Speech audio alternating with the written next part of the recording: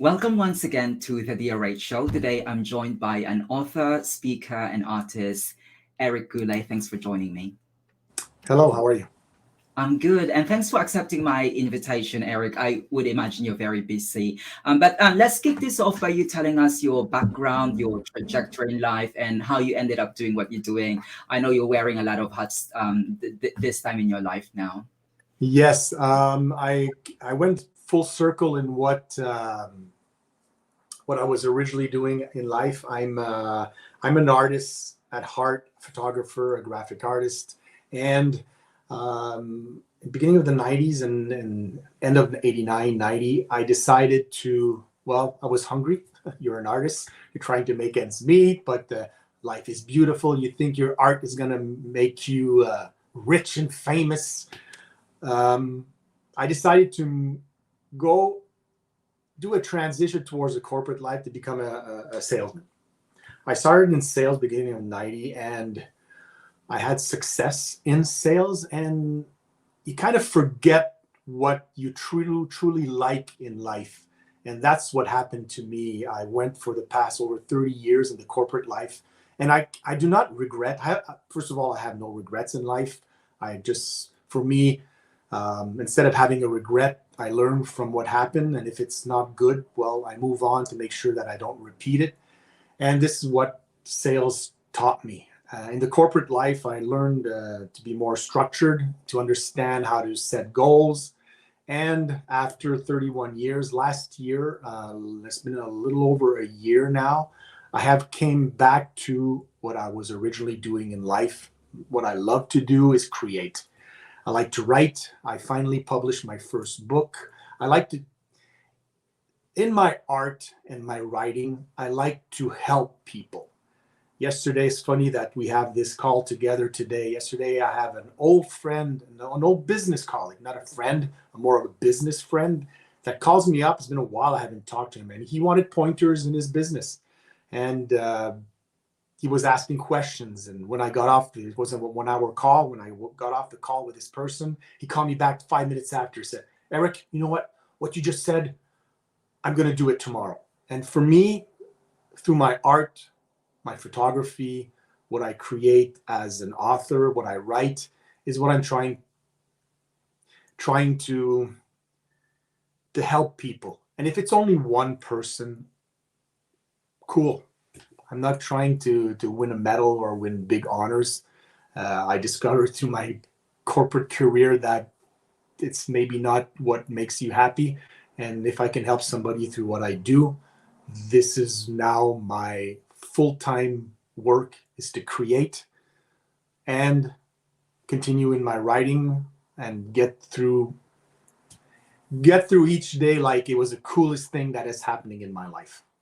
Absolutely, and it's actually because one of your creations, shall we say, that we actually ended up meeting digitally. I was uploading my video on YouTube, and it's because of the YouTube algorithm that I ended up on your YouTube channel, which I will actually put on the description note, because you're creating a lot of things on your YouTube channel, and just like what you said, you're just basically trying to share your insights and your experiences to people. And I find your channel interesting. But for the benefit of those who are listening and watching this, tell us about your YouTube channel, and also what led you to launch it.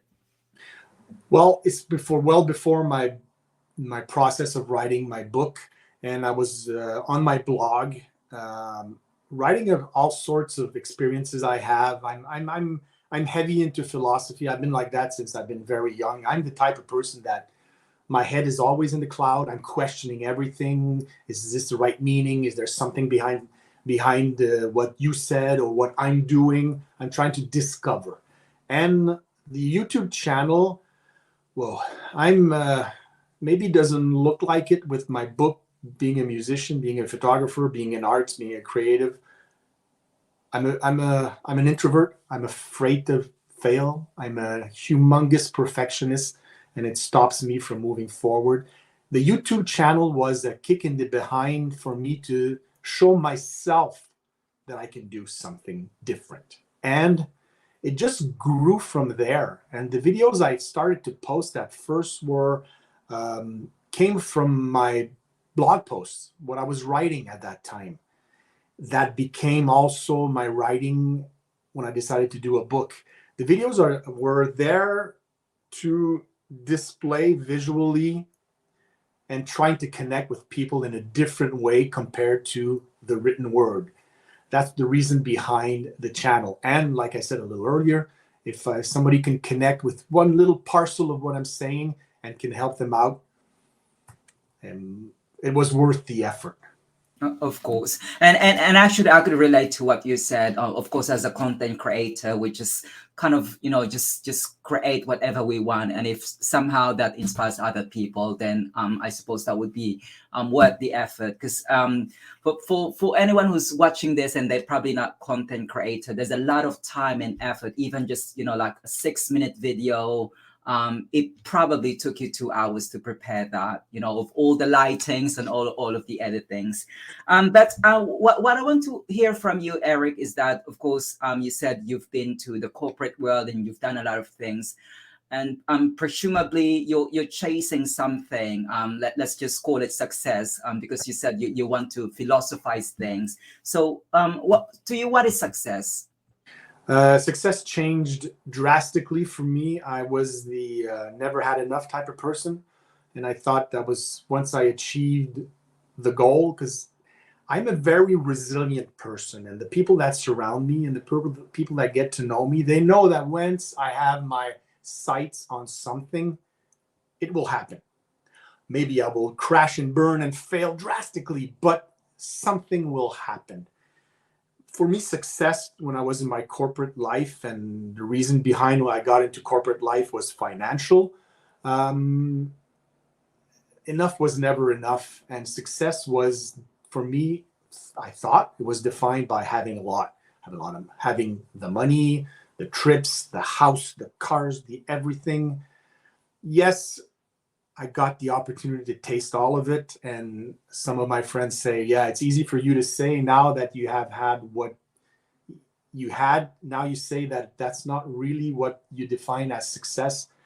No, you go through the process of discovering what is your true meaning in life, what is your way for you to follow. And I was literally following the wrong path, and it put me on a path of, I wouldn't say self-destruction, because this term is used so much right now and in society. Like everybody says, oh, I was on a path of self-destruction. Alcohol came into play, a lot of different bad habits, and I was slowly spiraling into a way to hide that I wasn't unhappy, until I accepted that this is not success. For me, success now is to be, yes, it's to be happy. And it's unfortunate that I lost this little kid in me that only relied on being happy and having fun. You can have success in life. You can have all the riches you want. You can have anything you desire. But if you don't lose contact with happiness and being at peace with yourself, you have it made. And if you're only left with being happy with yourself and peacefulness, well, you have more than you had before. And for me, that is exactly what success means. Today, at the end of the day, I will reflect on my day. What happened? Did I do something to grow? Did I help somebody to grow? For me, that is success now. Success shifted completely from my previous, if I can say this, my previous life. Yeah, it's really all about what your priorities in life is. But talking about success, because as I was navigating your channel, actually one of the most viewed uploads that you have there is your content about why are successful people hated. So share us again your insights, because it's very powerful. Why are successful people hated? Well, the reason behind this video is, yeah, I was going through a little kind of weird time when I did that video. But often when we try to achieve something that seems so out of control, out of everybody's comfort zone, Suddenly you stick out of the crowd like you're 7 feet tall and everybody is 6 feet tall. You're just right above everybody, and everybody starts to notice you, and they start to point fingers. It's not fun. It's not fun to be criticized. It's not fun to become the joke of everybody, because you still haven't attained what you're screaming at everybody you will do.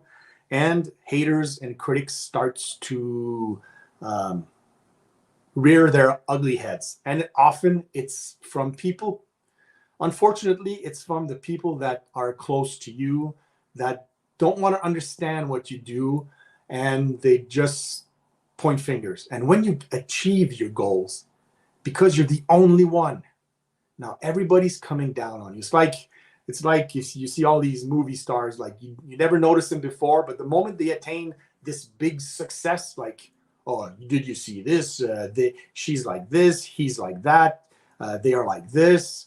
This is, for me, the reason behind doing this video is to show that success breeds haters and critics. We got to be comfortable with that.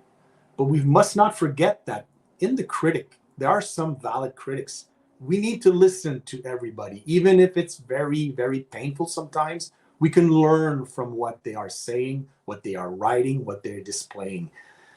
Yes, success will bring people that dislike what you're doing. Why? Because the way I see it, my success has displayed their lack of success, or maybe their failure, or maybe they don't just want to stay comfortable, and they don't want to try something new. Seeing somebody in their sphere that has a lot of success or is reaching their goals makes them look like they're unsuccessful, even if it's not true. That's why being successful, they will bring in the critics and judgment. Mm-hmm. Now, Eric, I just want to touch upon one of the points that you mentioned there, because you said that, we have to be receptive about criticisms, because not all criticisms are really bad. But when we receive a lot of criticisms, how should we handle it? I mean, how should we, identify what is a healthy feedback and what is just, like, as you put it, critique from your haters? It's a question. This is something that I learned in my sales career, my corporate career, like to question everything, like in sales 101. If you want to make sure that you're servicing the service you're giving to your customer or prospect that is the right one, you really need to question. And for me, when I hear a critic, even if it's verbally, somebody comes up to me and says, wow, what you were wearing that day during your video you posted on YouTube wasn't great. Yeah, some are so like frivolous, the comments, but for me, I think there's always an underlying meaning behind a critic or a hater or a criticism or a judgment. I question them. I don't question the person. I question myself. Okay, what are they trying to say? Did I do something? I don't start to review and doubt. You can't doubt what you do. You have done it. There's a reason behind it. At that moment, you were comfortable with it. When I get a critic, I just question. I try to dive deeper behind the meaning if I can find out if there's something underlying there. And a lot of times I discover that person, maybe they're just kind of reaching out, but that's the way they're trying to reach out. It's through criticism, because maybe they're not comfortable coming up to you and say, oh, wow, what you said in that video, Eric, it really touched me deeply, and can we have a conversation about it? Even if we don't agree, can we have a conversation about it? I just question the critics and the haters when they pop up. Absolutely. And of course, another aspect of this is that probably you're just overthinking. And I understand also, Eric, that you've got a lot of insights about how we can stop overthinking. So would you mind sharing some of your tips? Okay, that's the overthinking is I think I should have a doctorate or a PhD in overthinking. If that's possible to get, I think I'm gonna get in line to try to get my diploma in that. I was a And even up until very recently, even this week, I had a light bulb moment, like a aha moment. Overthinking creates doubt, and trying to overthink everything, suddenly going back to the critics, everything becomes a critic. Then you doubt yourself. For me, overthinking is having too much self-doubt, lack of confidence in your abilities. Even if you know deep down, yes, I can do this. Yeah, but what if it's not perfect? What if it's not like the people? What if it's not like how I think the people think it should be? It's getting down like very nasty the way we think. Overthinking stops us. Overthinking creates doubt. Overthinking just doesn't get you to the point that where you're trying to reach. And it can, that's, for me, that's where bad habits come in, because you want to start to hide this feeling you have of inadequacy, this famous imposter syndrome. Your overthinking will create this, and everything suddenly, you and everybody else becomes an enemy. Because, okay, no, I'm not going to do this. Well, just do it. Stop overthinking everything. It's not going to change the situation. And this, for me, this week, I had a big photo shoot on with a new client. And for me, when I was doing something or a speech in front of a group, I was always overthinking everything. I can't do this. Oh, I should dress like this. No, this is not the right way. I would change 5 times the way I dress. This week, going to the photo shoot, I checked my equipment a gajillion times. I was in the car getting to the place I needed to be at a certain time. It was like the performance anxiety I had of being overthinking everything was just making everything uncomfortable. Hey, we're having fun in life. We need to have fun. We need to figure out a way to have fun. Overthinking just creates so much drama in our life that it's become our status quo. We need to eliminate it as most as possible. For me, it's to be, how can I say this? I'm looking for the term in English. To be grateful for what we have and stop hoping and wishing for something different. Now you mentioned about drama, Eric, and of course one of the drama when we interact with people, when we think about success and creating something, is that at some point we have to say no. So do you have any insights on how can we say no without explaining ourselves? Because sometimes like when we don't like something, or we don't want to commit something, we feel that we're somehow compelled that we have to explain ourselves. Yes, we need to justify it to please everybody. When we try to please everybody, each time we say no, we try to, first of all, we won't say no because we're trying to please everybody. Our boss walks into our office and hands us something to do, and your schedule is already full. You try to fit it in. Learning to say no, and this was something I was teaching to my sales team for the past over 10 years, was once I personally learned how to say no. Saying no doesn't show disrespect for anyone. Saying no is showing respect for yourself. And like you just mentioned, it's not an obligation to explain yourself at every obstacle you encounter because you say no. At first, yes, people will view you as, well, he doesn't want to work. He's not a team player. He doesn't want to do what I say. But they need to understand, you need to be fully transparent on your scheduling process, your work process, what you're trying to do. It needs, if you're in business and you have certain goals you're trying to reach, there is a process that you lined out. You want to follow this process. There's milestones you need to achieve. When this is out in the open and you discuss this with your team or the people you love, if it's a personal goal, and when you say no, it becomes easier for them to see, yeah, he's busy doing this. But there's a way to say no without explaining. For me is like, Dennis, no, I cannot do this for you right now, but I can do this. I have some free time this afternoon at 3 o'clock. I will be able and I'd be pleased to help you out on what you're asking me right now. And after a while, people respect you. They understand you have things to do, but you're not just saying no and leaving them hanging. You know that you're able to say no while still respecting them, because you are going to give them time when you have it available, and you show your colors, your true colors regarding your time and the value it has for you. Absolutely, and I think just like what you've rightly pointed out, Eric, is that negotiation is really an important skill. Whether you're working in the corporate world or whether you're a student, you have to learn the art of negotiating, of compromising. Now, Eric, you mentioned earlier that you have your own sales team, so I just want to hear your thoughts about leadership. Yes, leadership for me is being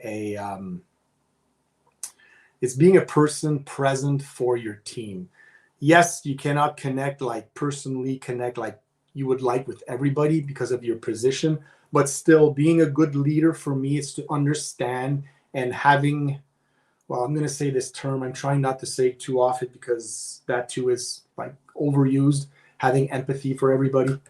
We need to understand as leaders that you are managing people. We're not managing a spreadsheet. We're not managing a goal.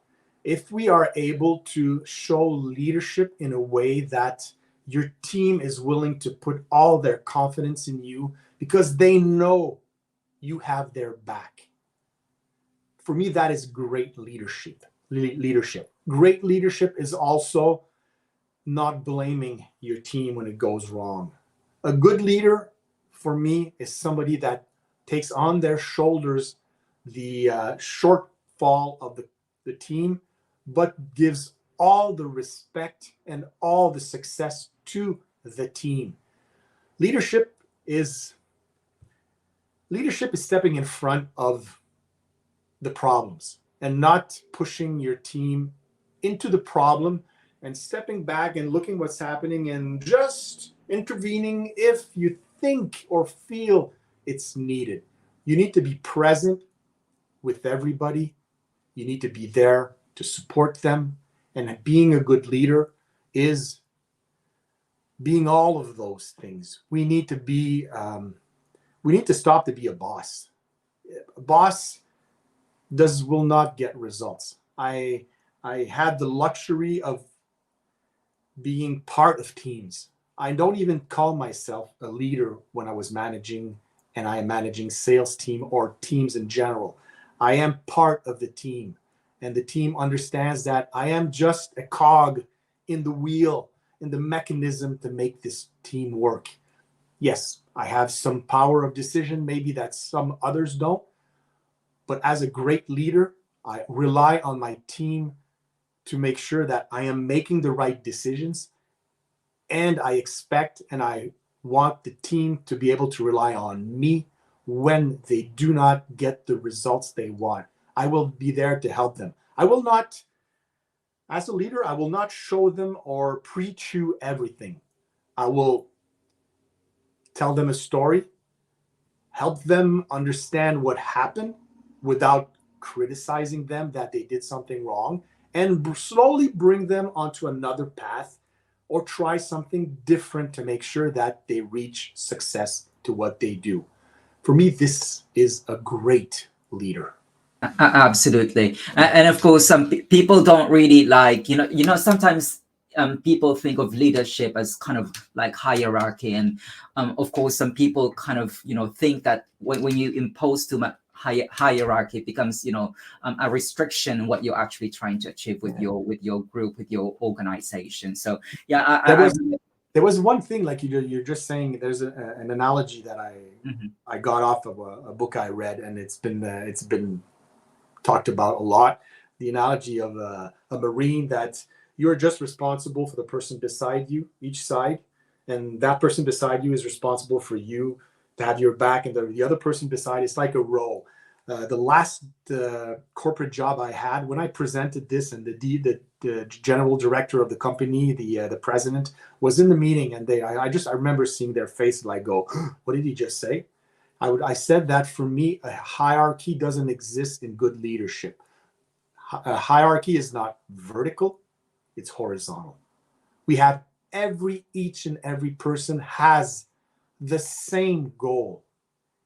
Maybe we have different jobs, but our responsibilities are to make sure that our partner beside us survives.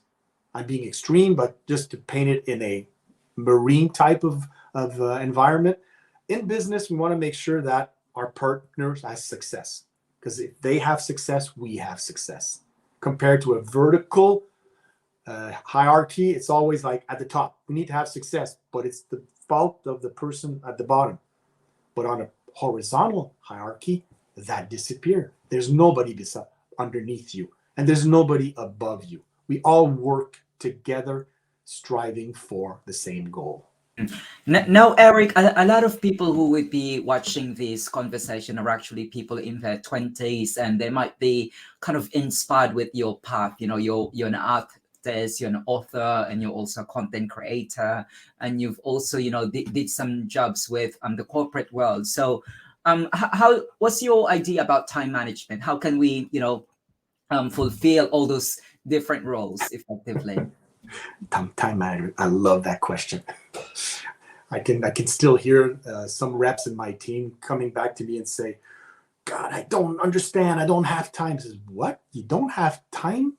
Don't we have all 24 hours in a day? We all have the same time." For me, time management is to understand. First of all, we need to understand where we are going. What is the goal? What are you trying to achieve?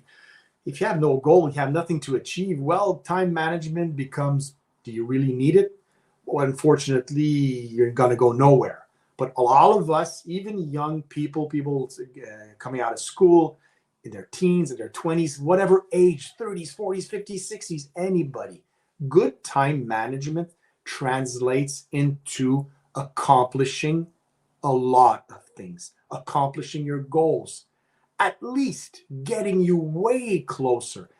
Time management is to understand what needs to be done.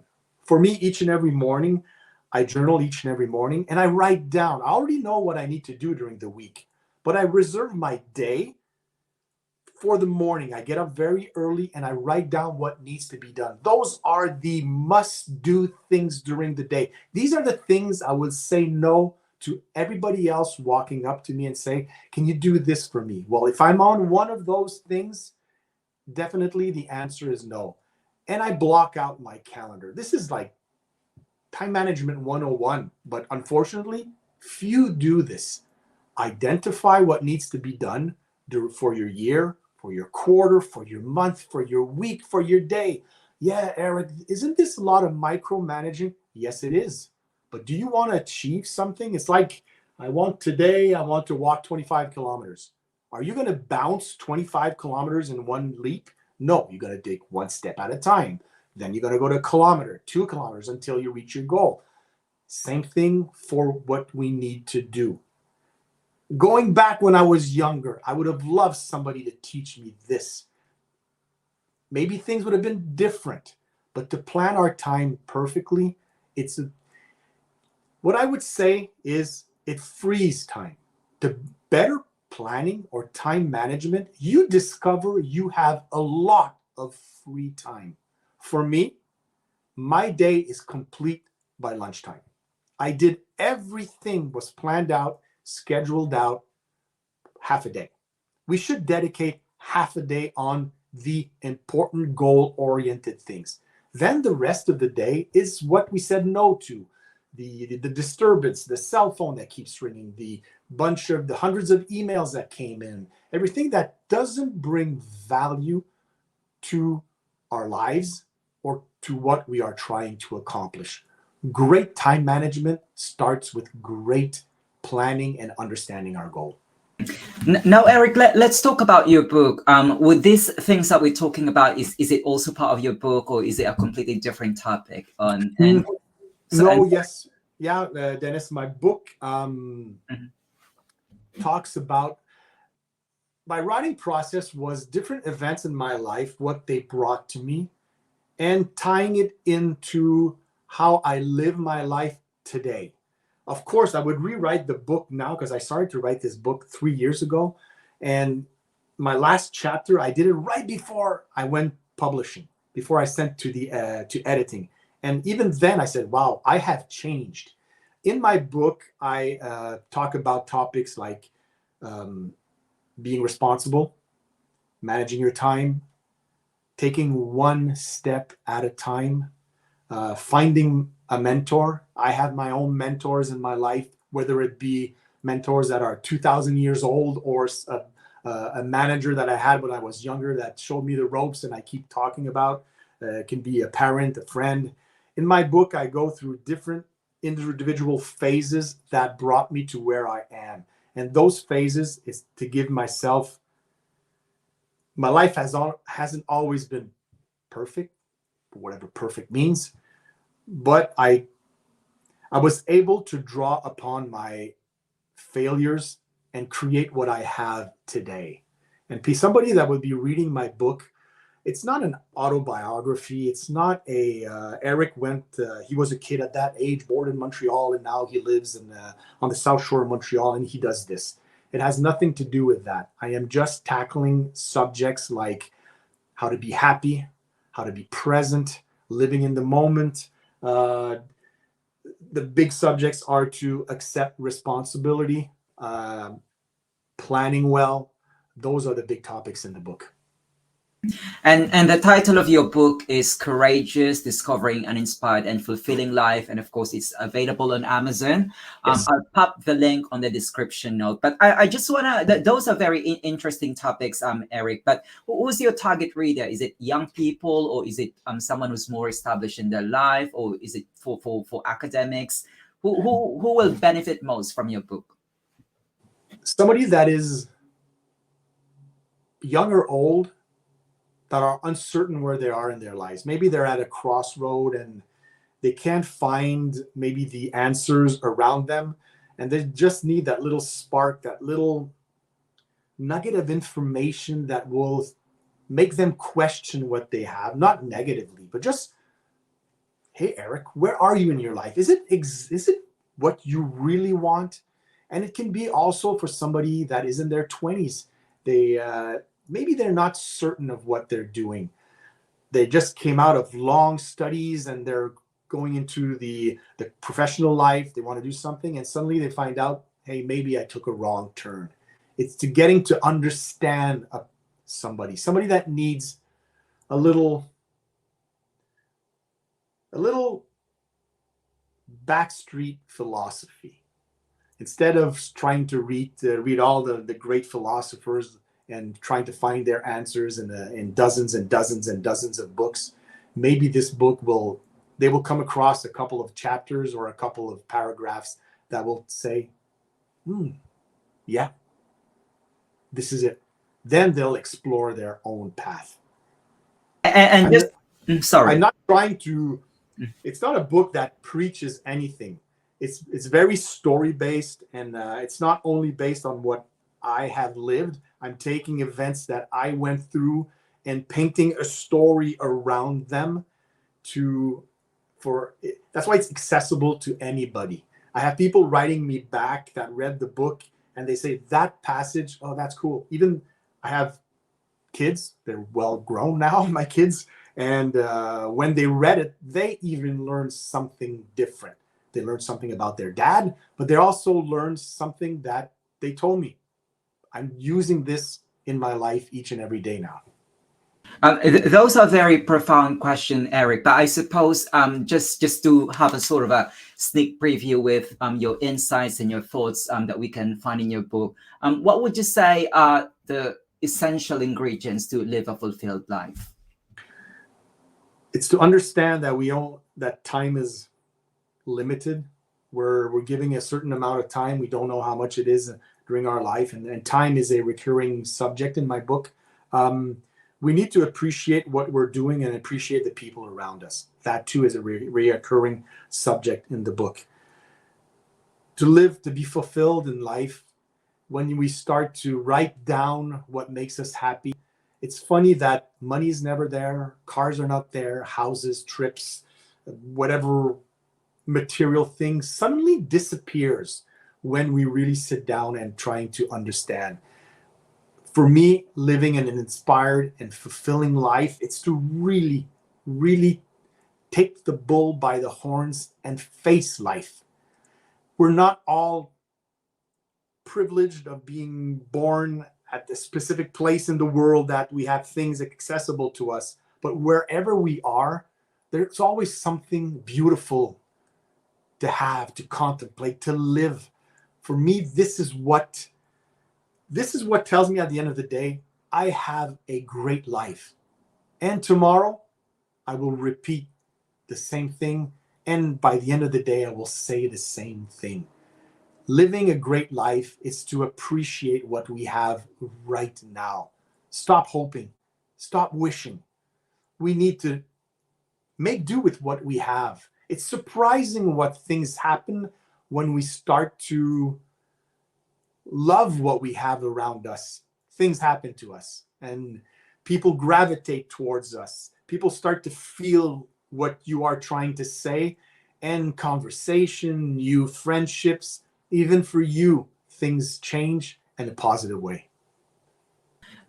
Now, Eric, you've done a lot of things. You're an artist, and clearly, as we can see from your background, you're a musician, and you're also an author, content creator. But I would imagine you've come across a number of misconceptions about success and leadership. So if you could kind of identify some of those misconceptions and address them. Misconceptions regarding success, not trying to repeat what I said a little earlier. I will quickly brush on that. Like, money will not bring us success, financial rewards, stuff like that. This is fun to have. It's not evil. If that is your goal, cool. But it will not, that success is something that will keep you chasing after that golden egg. You will never reach it. From experience, thinking that, yeah, I got it. Oh yeah, big salary. This is it. No, once you get there, there is something else. Success is more than material. Success is what you can get, what brings you happiness in life, what fulfills you in life. And leadership for me ties in directly to this. If I am a leader that is content with what they have, enough is enough, and they're comfortable, they understand that the value of their time, the value of their actions, what they do, it will bring you your success, whether it be material or in leadership. We need to really understand. This is my understanding of my success, that I start to push away the material and understanding that it doesn't all reside there. And during my leadership progression through my career, that things are uncontrollable. We cannot control everything. Not because you're a leader, you can control everything. Not because you have a lot of wealth, you can control everything that is happening to you in your life. We need to accept what we have, even from what is out of our control, and we just need to move forward. This, for me, great leadership and success resides in. Well, thank you for addressing those misconceptions, Eric. Now, for those who are running their own company, or for those who are managing an organization, what would you say are the ways that they could promote mental health and well-being in the workplace? Showing through the being a very empathetic leader, or being even a co-worker, and being ready to listen what is happening around us. So many things are happening, but we're so busy in our routine that we tend to forget that there's people that are surrounding us. And whether it be for our own person or the person beside us, if there's mental health problems, small or big, we need to be ready to listen and to try to make sure that we can identify things. We need to identify things for ourselves first. And when I have my problems with alcohol consumption, if I didn't one day really address this, it could be going on today and I will never know where it could have brought me in a negative way. But I had to listen to myself. We need to really sit down and listen to what is happening around us for us to discover if there is a malaise, if there is a, sorry for the French term, a feeling of uneasiness around us in our teams. Being close to our teams, we get sometimes to see this.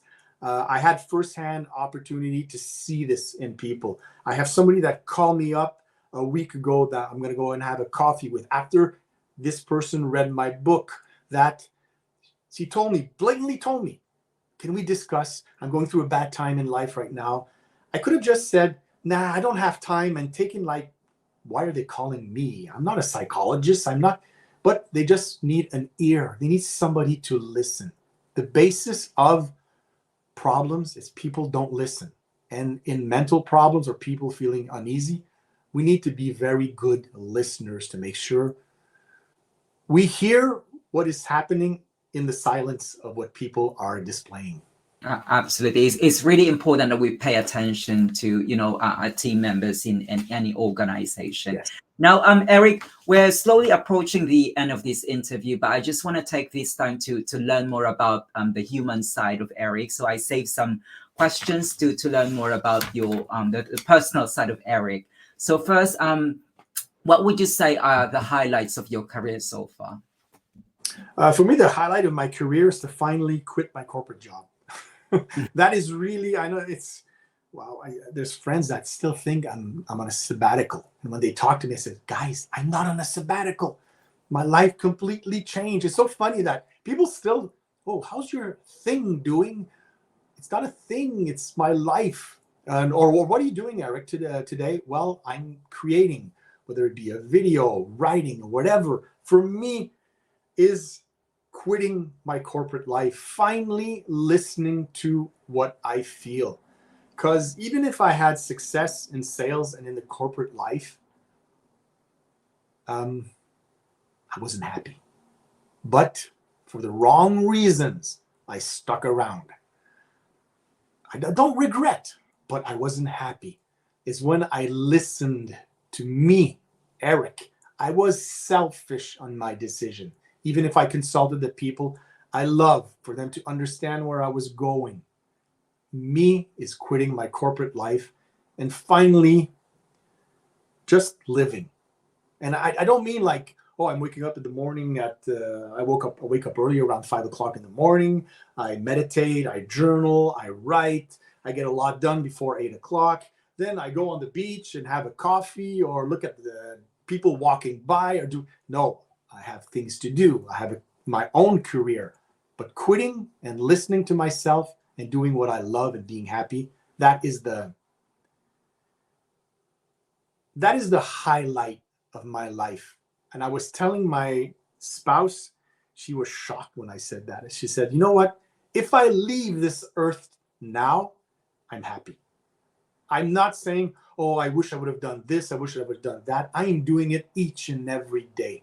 For me, I am fulfilled each night. And I continue each day. I could understand that when you said you quit your corporate life and that's the highlight of your career, because that really resonates with me. I used to work in London before I started doing this. The commute, you know, working for someone, it's just a lot of hassle, and I was just thinking like it's not really worth it, you know. But Erik, other than music, what's your distressing outlet? My reading. I read. I always was reading, but not fiction. Being in liking philosophy and everything, there's books I keep rereading and rereading. I like to better understand the person. What I read, I'm trying to, for me to get a better, even now, get a better understanding of who I am. I try to read books that will help me get better, to dig deeper in who I am. And it can be anything, like all the Stoics, like Epictetus, Plato, Aristotle, Socrates, even Marcus Aurelius. I still don't understand why we call him a Stoic, but his book, I reread it each and every year. Then there's also other books, whether it be I'm rereading Dante's Inferno, Dante's Divine Comedy right now. It's, for me, that's my outlet. Sitting down and better understanding through what somebody else lived or wrote about. And trying to do a little bit of psychology. I am not an expert in psychology. I'm so far, but I like reading books on psychology, like Ernest Becker, Denial of Death. The first time I read it, I went like, oh, this is okay. This is complicated as a book, but I stuck with it. I went through it and I grew when I closed the cover, because I write a lot in my books, I take notes. When I closed it and got back into it, it was a great book. But even if when I started, I looked at my spouse, I said, oh, this is very dry information. This is going to be a difficult, but I stuck with it and I learned from that book.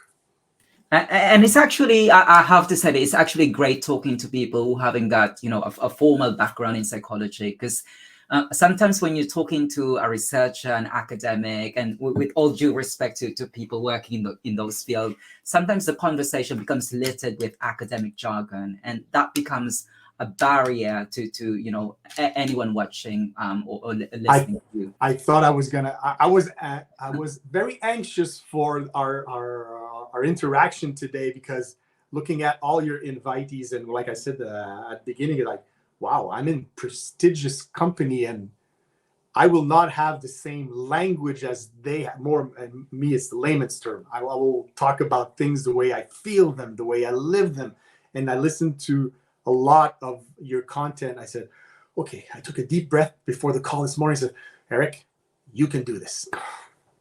Well, thank you for accepting my invitation. Well, another thing that I want to hear from you, Eric, is if money was not an issue, what would you spend it on? If I had unlimited resources, I would help children.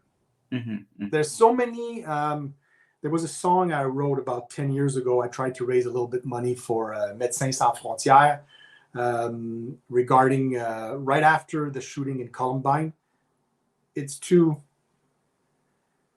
We need to help our children, because they are unfortunately forgotten. Like right now, there's the conflict in Ukraine, but it's not only in Ukraine. We see children that are in dire need of help in the whole continent of Africa, in Asia, everywhere. There's not a place on earth right now that children don't need our help. If I would have unlimited resources, this is what I would do. I would dedicate my money to helping children.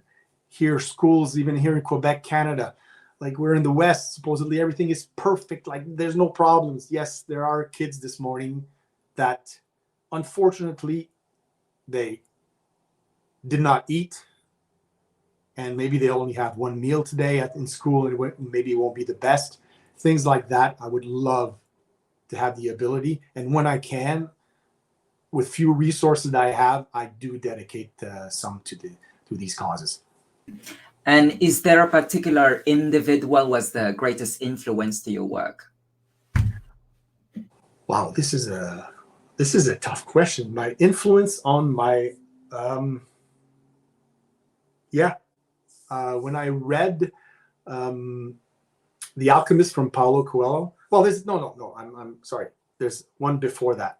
Le Petit Prince, The Little Prince from Saint Antoine d'Exupéry. And I reread it lately. Supposedly everybody says it's a kid's book. No, it's not. Please read. I recommend this book so often. I read it when I was younger, and I reread in the 90s. I started to read The Alchemist, and that is one book that I often read. It's a light book, but the basic concept that, what you're looking for, you're sitting on it right now. It's within you. For me, that is a big life changer. And this what drives the majority of my decisions, that we need to take care of our rose, like the fox said to the little prince, and that our treasure is not so far from home. We need to stop looking too far away, and we have it with ourselves. This drives a lot. And my questioning when I try to do something, when I talk to somebody, is based around those two concepts. And it's a lovely book. I actually read it when I was a teenager. I still remember one of the quotes.